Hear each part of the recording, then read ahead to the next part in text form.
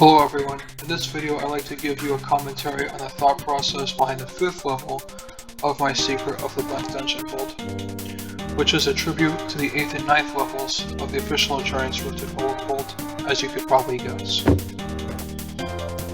In particular, in the original 8th level, you had one serpent to deal with, but in here, you are swamped by many because of the combat-oriented nature of the world.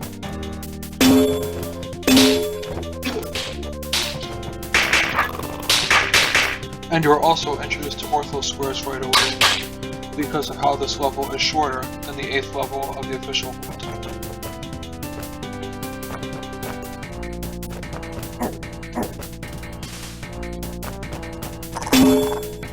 In this room, you have to be clever in how you kill the last few snakes, because while in the beginning, almost all the snakes killed each other because of how narrow the space was.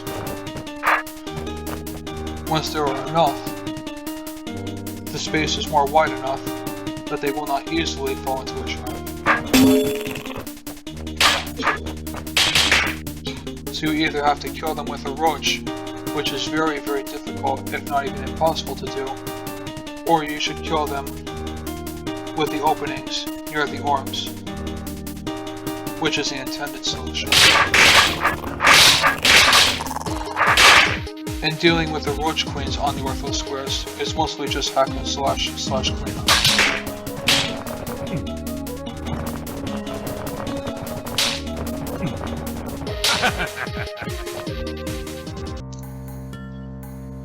This room is focused solely on Ortho Squares and not serpents.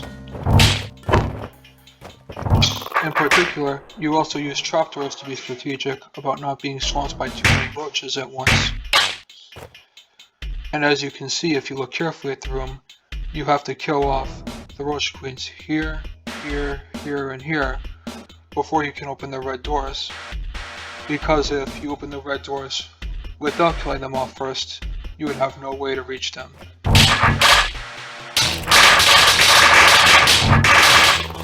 Note as well how there are trapdoors away from the roach queens that are used as a sort of aid for the roaches. You deal with the roaches.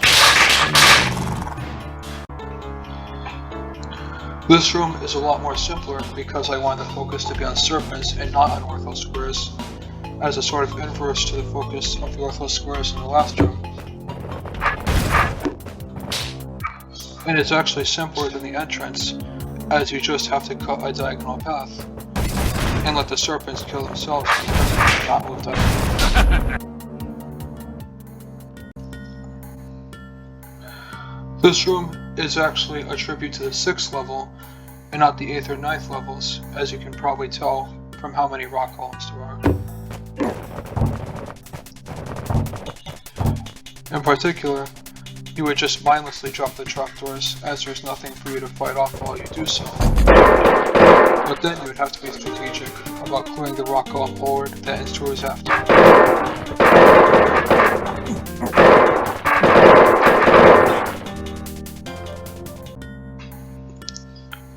This room requires more cleverness than the entrance room, because in the entrance room you could just use a stationary obstacle.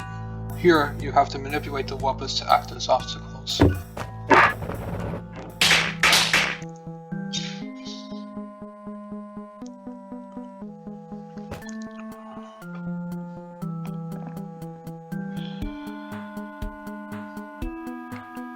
And you also have to be careful about making sure you time your steps right, so that the snakes do not overwhelm you, although that is probably already obvious.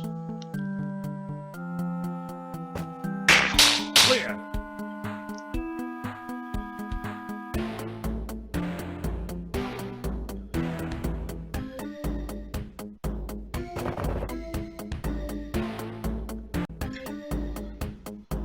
This room is focused solely on Ortho Squares, just like Once West. Although here, the Ortho Squares are used to trap the roach queens.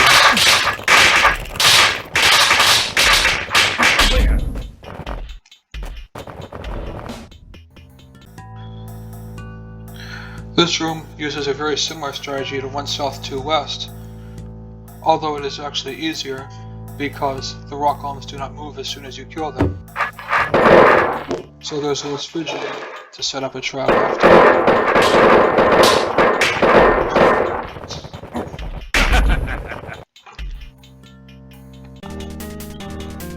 This room, yet again, emphasizes ortho squares, and the combat in this particular room is more intense than in Once East or even Once West, as there are no trapdoors to help aid you in blocking the roaches.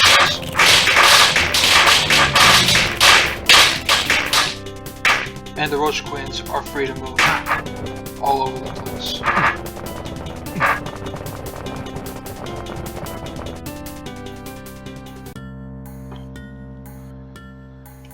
This room is more simpler than Twice East because of how the obstacles are 100% stationary trapdoors, so you just have to be clever in how you drop them so that they trap the snakes easily. Like so.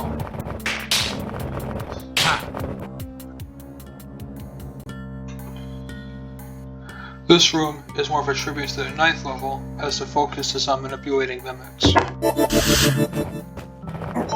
particular, I designed it so that you have to place 2 mimics at once, no matter what, before officially doing the puzzle part of the room. Which, as you can guess, is manipulating the 2 mimics at the same time. Where you use trapdoors to strategically block them so that one does not move while you move the other, and get itself stuck.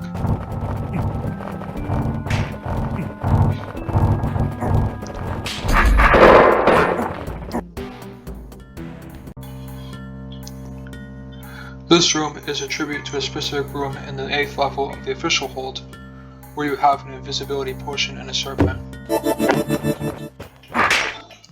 In particular, you would dodge the serpent, of course,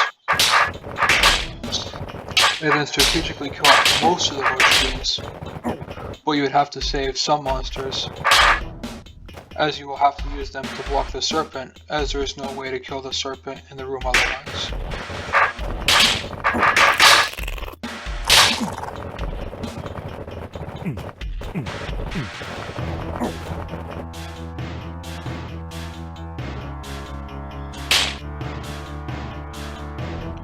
Or at least that was the intended solution, but unfortunately, it seems that the serpent can in fact kill itself down here, which I was not intending when I designed, nor did I find when I initially playtested. This room is a reference to the room in the 8th level, where the Slayer chases you around serpents while you open orbs. And here, this room is much more simpler than the room I referenced though. This one I've never seen before. It has a very simple setup of blocking the serpents with the Slayer. Careful, the hook is sharp.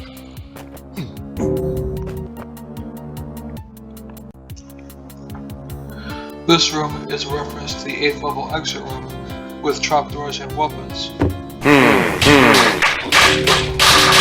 Although here, I made it a lot more combat oriented, whereas that room was more of a miniature maze slash puzzle involving the trapdoors in the correct order.